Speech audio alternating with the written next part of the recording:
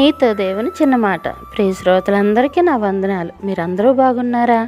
మీరందరూ బాగుండాలని, వాక్యం ద్వారా స్థిరపరచబడాలని ప్రార్థిస్తున్నాను.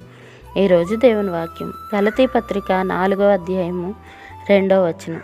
తండ్రి చేత నిర్ణయింపబడిన దినము వచ్చే వరకు అతడు సంరక్షకుల యొక్కయు గృహ నిర్వాహకుల యొక్కయు ఆధీనములో ఉండును.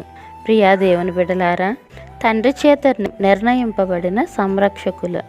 ఇక్కడ చెబుతున్న మాట ప్రాథమికంగా పాత నిబంధన దినాల్లో విశ్వాసి పరిస్థితిని వర్ణించడానికి ఉద్దేశించినదైనప్పటికీ తమ పిల్లల బోధనను, విద్యను పర్యవేక్షించి భక్తిగల తల్లిదండ్రులను ఇది సూచిస్తూ ఉన్నది. ఇంట్లోనే శిక్షణ ఇప్పించడం వల్ల కానీ, భక్తిగల ఉపాధ్యాయులను ఎంచుకొని వారికి తమ పిల్లలను అప్పగించడం వల్ల కానీ తల్లిదండ్రుల పర్యవేక్షణ జరిగేది.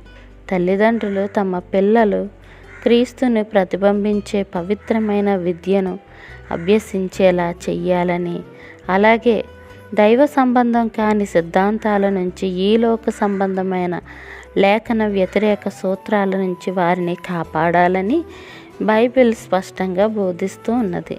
ఇట్లు మీ సహోదరి భాగ్యం. మరణాత. షాలోం.